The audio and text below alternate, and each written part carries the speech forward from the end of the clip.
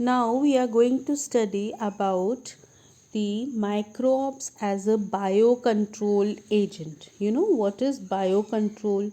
Means we are controlling plant diseases and pests with the biological methods. Otherwise, we are using insecticides and pesticides to control plant pests and their diseases which they cause. But these chemicals are toxic and extremely harmful to human beings. So, they are also harmful to animals also, and they are causing pollution in our environment. Means they are causing the addition of chemicals in soil and groundwater, fruits, vegetable and crop plants. So our soil is getting polluted by the use of weedicides which are used to remove weeds. So then scientists are searching for a novel approach, that how can we control insects and pests without the use of chemical. And this remarkable progress has been made to control weeds, to control insects, to control pests with the help of biopesticides. Means biopesticides are the biological origin pesticides. They are used to control weeds and pests. The natural method of pests and pathogen control involving the use of bacteria. Means the bacteria does not allow the pests or disease to grow, or some viruses or some fungi or some other insects. Like if any insect is destroying the crop, then we are using the other insect who can eat that insect who is destroying the crop. So such type of the agents are called as a biocontrol agents. So biocontrol is the use of biological method for controlling plant disease and pests. The very good example is the ladybird beetle, which control aphids. Dragonfly control mosquitoes. Chemical pesticides and insecticides kill both useful as well as harmful organisms and thus cause pollution. So biocontrol method has no such problem. Okay, biocontrol like ladybird and dragonflies are used to get rid of aphids and mosquitoes. There is one bacteria which is called Bacillus thuringiensis. You can see here. Now, Bacillus thuringiensis is used to control butterfly caterpillar. The dried spores of BT, that is Bacillus thuringiensis, which is available in market in the form of a sachet, are mixed with water and sprayed on the vulnerable plants such as brassica and fruit trees. These are eaten by caterpillar, which enters into their gut, and the toxin is released by the spores, and those the larva gets killed, their intestine gets paralyzed.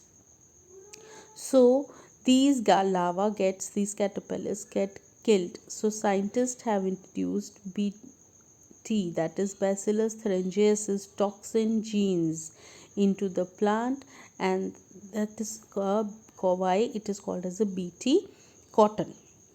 Okay, so Bacillus thuringiensis toxin genes have been introduced into plants to produce resistant to pests. So these dried spores of BT, they are killing the insect larva, and they release the toxin in their gut, and thus they get killed. So these are the biopesticides which are used on commercial scale in the world including India. Next is the, you can see over here, trichoderma.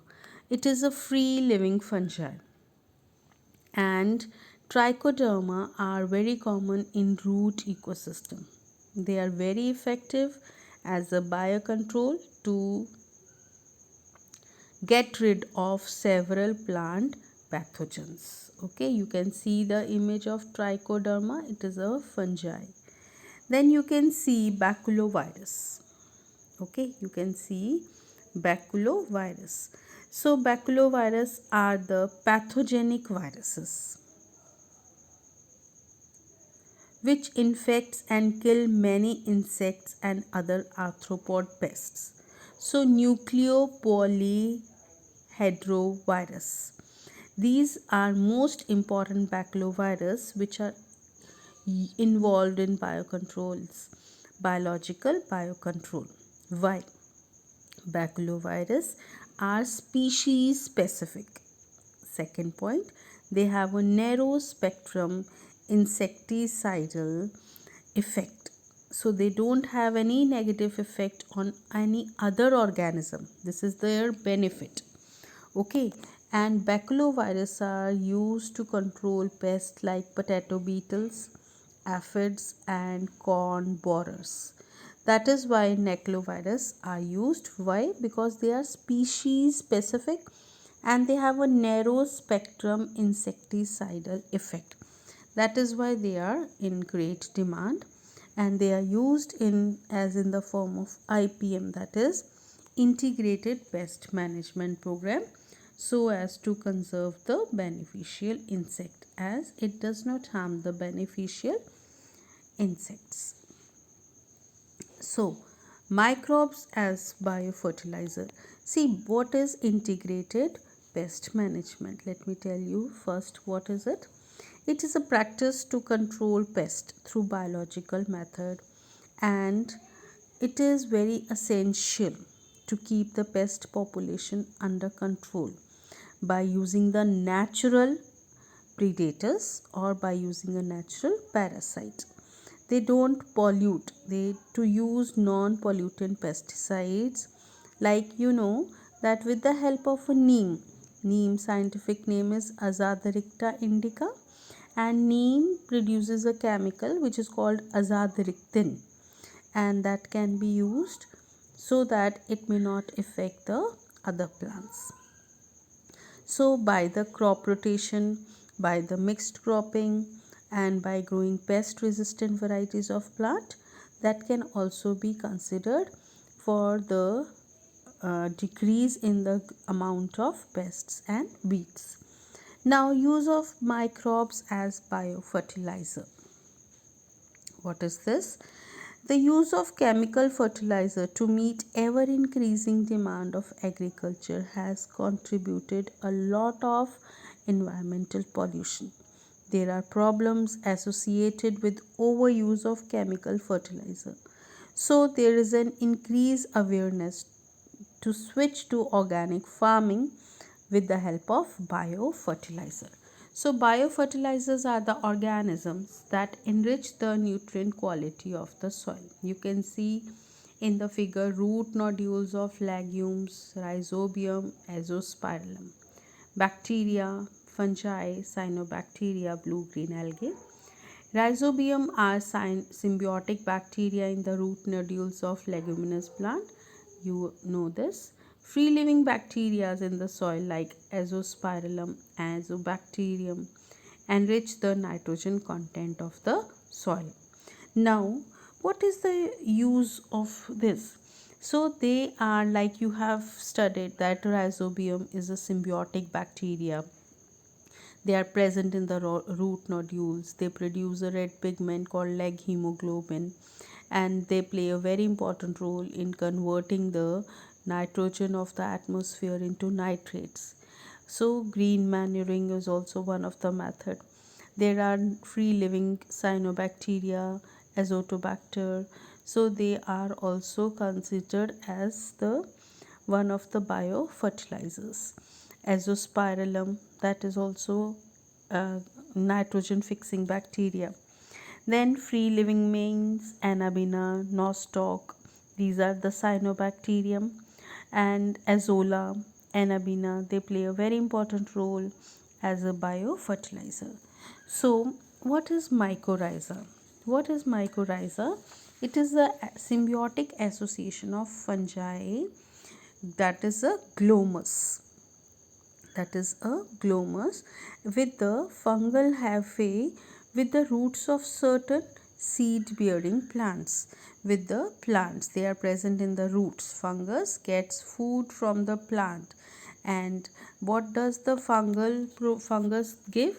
They absorb the phosphorus. This was the question which has been asked in CBSE, that what is the use of fungus, that they absorb phosphorus from the soil and give it to the plant. They give resistance to root-borne pathogens and tolerance from salinity and drought. Salinity means if there is excess of salt in the soil, and drought means less amount of water in the soil. So they help the plant to bear those stress. They give overall increase in plant growth and development. So that is a vascular arbuscular mycorrhiza, that is VAM. Vesicular arbuscular mycorrhiza.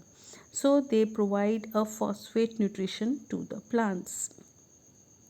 So this is the glomus, that is the fungi which is in the association with the roots. Then cyanobacteria, that is the blue-green algae. They are Anabaena, Nostoc, Oscillatoria. They have a specialized structures in their body which is called as a heterocyst. You have studied heterocyst in them. So these are used in paddy fields. Cyanobacteria serve as biofertilizer. It also adds organic matter to the soil and increase the fertility. So biofertilizers are of low cost. They don't pollute the environment and they reduce the dependence on chemical fertilizer which cause pollution. So it is one of the method of sustainable agriculture. So sustainable agriculture means if we are using biofertilizers or biopesticides, they are replacing the use of chemical fertilizers and pesticides.